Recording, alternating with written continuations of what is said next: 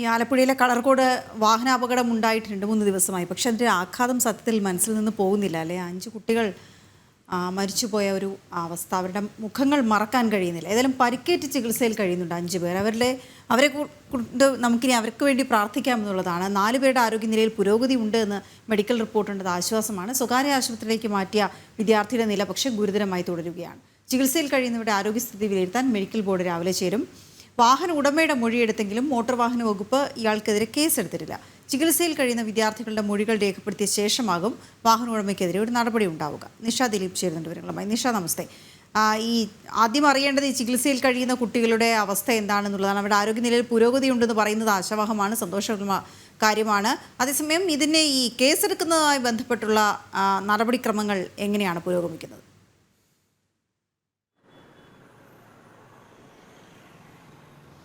വീണ, Rohini, good morning.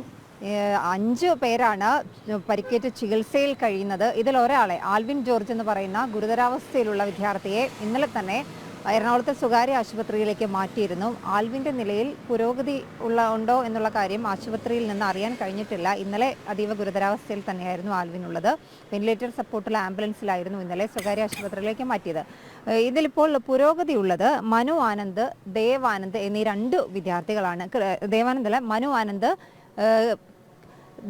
Devanand എന്ന് പറയുന്ന 2 വിദ്യാർത്ഥികളുടെ നിലയിൽ പുരോഗതിയുണ്ട്. ഇവർ 2 പേരും വെന്റിലേറ്ററിലായിരുന്നു കഴിഞ്ഞിരുന്നത്. 2 പേരുടെയും വെന്റിലേറ്റർ സപ്പോർട്ട് മാറ്റിയിട്ടുണ്ട്.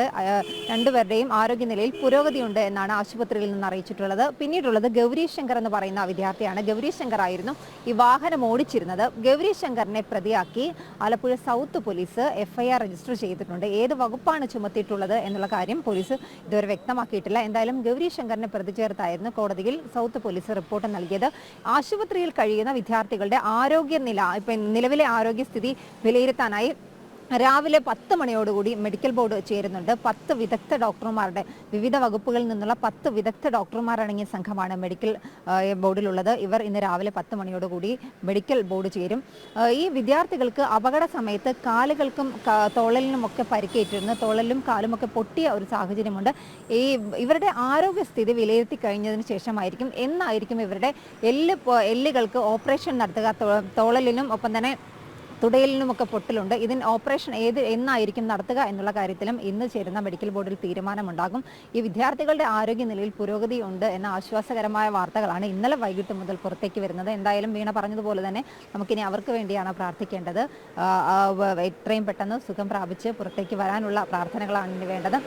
ഒപ്പം തന്നെ ഈ വാഹന ഉടമയെ ഇതുവരെ ഒരു കേസിലും പ്രതി ചേർത്തിട്ടില്ല. കാരണം മോട്ടോർ വാഹന വകുപ്പിൻ്റെ അന്വേഷണം നടക്കുന്നുണ്ട്, സമാന്തരമായി പോലീസിൻ്റെ അന്വേഷണം നടക്കുന്നുണ്ട്. ഉയർന്ന ഉദ്യോഗസ്ഥരൊക്കെ, ഞാനിപ്പോൾ ഈ നിൽക്കുന്നത് ആക്സിഡൻറ്റ് നടന്ന സ്പോട്ടാണ്, ഇവിടെ എത്തി ഇന്നലെയും ഒക്കെ പരിശോധനകൾ നടത്തിയിരുന്നു. വിവിധ വകുപ്പുകളുടെ പരിശോധനകളും ഒക്കെ തന്നെ, കൂടുതൽ വിശദമായ പരിശോധനകളൊക്കെ ഇന്നലെ ഇവിടെ നടന്നിരുന്നു. എന്തായാലും ഈ വാഹന ഉടമയിൽ നിന്നും മൊഴി പോലീസ് രേഖപ്പെടുത്തിയിട്ടുണ്ട്. ഈ ചികിത്സയിൽ കഴിയുന്ന വിദ്യാർത്ഥികളുടെ മൊഴി വിശദമായി തന്നെ പോലീസിന് രേഖപ്പെടുത്തേണ്ടതുണ്ട്. അവരുടെ ആരോഗ്യനില വീണ്ടെടുത്തതിന് ശേഷമായിരിക്കും അവരുടെ മൊഴി രേഖപ്പെടുത്തുക. അവരുടെ മൊഴി രേഖപ്പെടുത്തുന്നതിന് ശേഷമായിരിക്കും വാഹന ഉടമയെ, ഏതെങ്കിലും തരത്തിൽ വാഹന ഉടമയ്ക്കെതിരെ നടപടിയിലേക്ക് പോകണോ എന്നുള്ള കാര്യത്തിൽ പോലീസ് തീരുമാനമെടുക്കുക, അല്ലെങ്കിൽ മോട്ടോർ വാഹന വകുപ്പ് തീരുമാനമെടുക്കുക. വാഹന ഉടമയ്ക്കെതിരെ നിലവിൽ കേസുകളുണ്ട്. ഇതുപോലെ വാഹനം വാടകയ്ക്ക് കൊടുത്തതിന് ശേഷം അപകടങ്ങൾ ഉണ്ടായതുമായി ബന്ധപ്പെട്ട കേസുകൾ ഉണ്ടായിട്ടുണ്ട് എന്ന് പോലീസ് പറയുന്നുണ്ട്. എങ്കിലും നിലവിൽ വാഹന ഉടമയ്ക്കെതിരെ യാതൊരു നടപടിയും മോട്ടോർ വാഹന വകുപ്പും പോലീസും എടുത്തിട്ടില്ല.